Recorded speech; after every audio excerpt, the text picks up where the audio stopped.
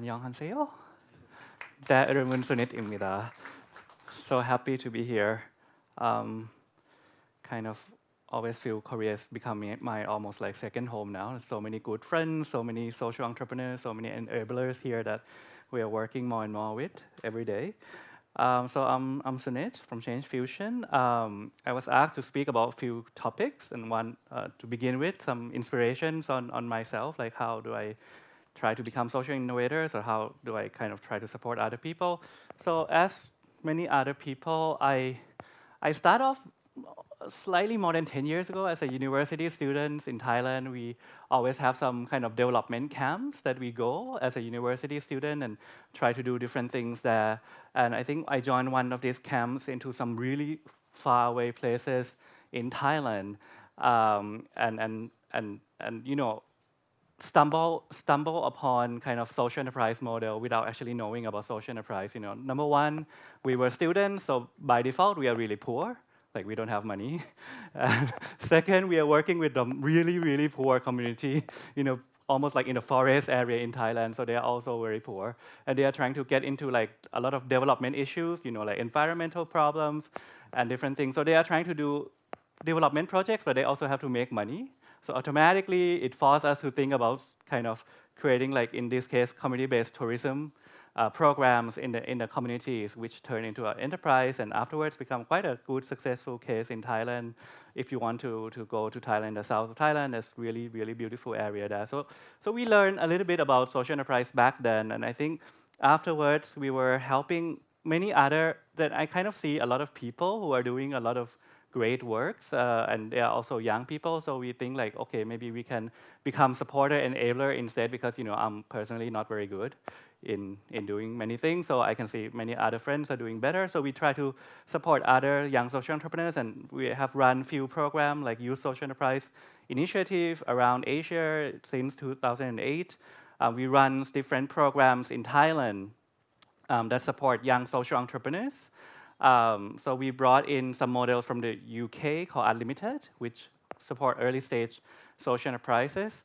And then we also create a small holding investment holding company that invests into earlier stage social enterprise that are kind of reaching that growth stage, right? In sustainable tourism, in education, digital educations, even in sustainable agriculture, and among other things. And lately, we work more with capital market people. We work with one of the mutual fund company of a bank to launch together a kind of mutual funds in Thailand that invest into sustainable companies, but also have a small parts that go into venture philanthropy. And now the fund size is around 40 million US. And so every year there's some small amount of money that can go into venture philanthropy in the way Naina was saying. I was also asked to talk a little bit about how do you, what is the core competency of social innovators, and I also agree it's empathy. For me, empathy is a lot to do with how do you feel and understand the people you're trying to work with or trying to solve the problems, you know, and all their stakeholders. And basically, in a way, it's about your heart, actually. I think that's the only way you can see something clearly, deeply, it's with your heart. Normally, we also work with a lot of young social entrepreneurs, and many of them, when they start off, maybe they are in MBA program, or sometimes they are professors, young professors, sometimes they are some social workers. And they have a lot of thinking in their brain, you know, like, oh, I have to be like this, like that. And when they get into the field or trying to work with the communities or try to solve certain problem, sometimes their heart is already closed because they have so many thinking and so many plans and so on. So whatever from outside cannot really reach them. So that's kind of like the picture of this like heart that is kind of closed. So I think empathy is a lot to do with how you open your heart up and really like take in all the information, all the people around you, what you're trying to do. Very similar to what you were saying, you know, you actually start off not so much with just research, but you actually go to the place and understand the real problems, see the people and everyone involved, you know, the hospitals, the kids, the mother, the users. So I think that's where all these things come about. And I think once you open your heart and really see things without thinking too much, you know, and kind of get rid of your ego a little bit, then you kind of have a good start of really understand and have some insights of the problem, and then and when you open your heart, you would have relationship with people, and in this way, you are kind of connecting your heart with the world, the problem you are trying to solve. You have to create like a connection through this opening, and it become one, I think once you reach this stage, when you kind of work on the problems together with people with open heart, you automatically develop a really good relationship with them, or some sort of trustworthy relationship, which is really important. I work with many social enterprise and also many corporate social responsibility in Thailand. And many of them, when it's kind of, they already have too many plans, so when they work with certain issues and certain problems, they can't really develop trust. So I think if you start off differently, I think this can be quite useful. So in changing the world, I think it has a lot to do with us kind of changing from the inside, start with us, kind of open our heart, understand the problems, understand everyone involved with the problems or challenge or opportunities, and then slowly grow ourselves and change that way, So open yourself, connect, become one, and make the change. And then that's where you kind of start. And then after that, enabler, what does it mean? For us, it means exactly this. How do we connect so many people with shared interests or shared worlds? Everyone are, in a way, living in completely different worlds, that they are trying to do different things.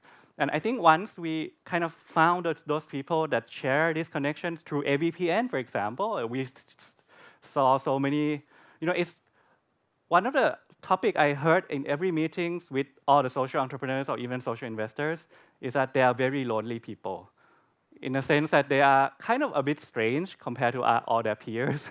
So they are doing something very different. So that's why when they meet together and they kind of share their heart, I think that's where, and make the heart connection, I think that's where change can really happen and grow the community. I can show you some examples of how all these collaborations and meeting of the hearts happen.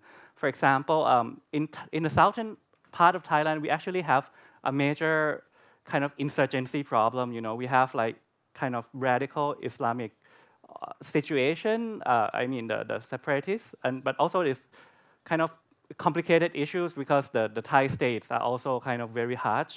And so it's a big problem in the south of Thailand, especially the three southernmost provinces of Thailand. A lot of tourism and so on. So a lot of communities, there are many women who are affected by all these troubles, like many widows and so on. So many of them form kind of economic groups, and some of them are women grassroots entrepreneurs. They are working on different products and so on to help solve the problems in the communities, creating products. And what they really want to do is expand beyond their local markets, which usually come back to all the same kind of problem where they don't have the design, they don't have a lot of other things that are needed to help them grow.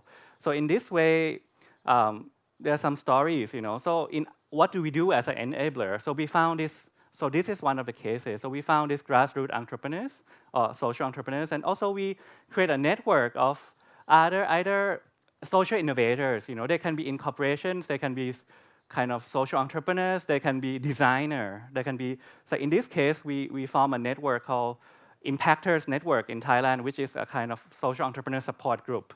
And then, for example, some of these guys that you see, like the guy that look quite kind of K-pop a little bit, he's a founder of a spa products brand called Panpuri, which is also kind of a global brand now. Also in Korea, there are some shops. But when he kind of opened his heart and joined all these meetings with the social entrepreneurs, he become really engaged. And then he now kind of mobilized his whole team and designer and so on to join and see how to come up with solutions together. Like the one right below is also like a kind of boutique fashion brand in Thailand and so on. And the one at the back here is actually kind of social enterprise working on kind of communications and so on. So they all come together and in some facilitated way, and look at this problem from the enterprise side and try to see how they can create a support groups to help them, with design, with product development and so on, and very quickly turn the whole thing kind of upside down. You know, they work with the communities, understanding the limitation of the communities and everything, and create different products that can reach the market. You know, so this in a way is a mentors group that support the entrepreneurs, but they go beyond just advising. They actually do the co-design, co-creation, as you just mentioned, together. So this is different support group, and you know, they kind of work together from the grassroots, and now they kind of bring it back all the way to kind of fashion brand in Bangkok as a new products, you know, like a core products development. So some of these examples are clearly interesting, right, in terms of creating a network of people that can really bring in their business expertise or specific expertise, whether that's anything from design to finance to advertising to help, right? And how do we increase the number of social innovators? I really believe it's about growing the network and partnerships. You know, so very quick example, there are some social enterprise that are doing technology in Thailand, so they partner up with a foundation that do kind of health education in Thailand, and very quickly they come up with an app called Dr. Me, which is kind of health information apps and, you know, personalized health information apps, and which have 500,000 downloads in Thailand, and so and growing. In Thailand, as many Southeast Asian countries, we have a lot of social enterprise work in sustainable tourism, community-based tourism. So now they are working together with, for example, AirAsia, which have a foundation that tried a very similar approach like what SK is trying to do. They're trying to use their business capacity to see how to grow the market together. In this case, they're trying to see if AirAsia itself can partner with all these social entrepreneurs that are doing sustainable tourism with over 100 destinations and do together like a campaign or a process that can actually bring AirAsia customers to all these destinations, you know, sustainable tourism destination, and hopefully stimulate the market in this way. So this is one of the plans and the work that people are doing. You know, or other, maybe last example that's interesting, it need not to be like big business and social enterprise alone. Sometimes it's about social enterprise support ecosystem that work together. For example, in Thailand, there are some social enterprise working on creative craft. These are people who are trying to revitalize traditional craft and make it modern and applicable to modern uses with the rural communities. So they work together, for example, with, and they feel that maybe potential market would be either in Korea, in Taiwan, and so on. So they work together, for example, with C-Dot in Korea, which is also intermediaries, to do a kind of crowdfunding campaign in Korea to do market testing of these different products that made from Thai communities using a little bit of more fashionable items, and do a product testing in Korea. And now they are kind of partner up with different people now, like for example, the top part, I mean the on the side is a Thai girl, and the Korean-looking girl is actually Korean. She's doing like a traditional Korean dress, but now they are exploring to use Thai kind of material for creating traditional Korean dress, like hanbok or something, right? And there are also some Taiwanese and kind of people who are also experimenting with this product. So it's, in a way, just to show you all these stories is nothing but hard connections, you know, and it starts off by letting go of their own personal ego, their own world, and really kind of immerse themselves in the problems of people around them that have some shared interests and shared passion, and from there they develop a partnership in different ways. So I think this is kind of my ending, and I think this is where I believe what SK is already doing a lot in this respect that would be useful in the future, especially kind of connecting social enterprise across Asia with your business so that it can really, really stimulate a whole new possibility of sustainable products and service for the world. Thank you so much.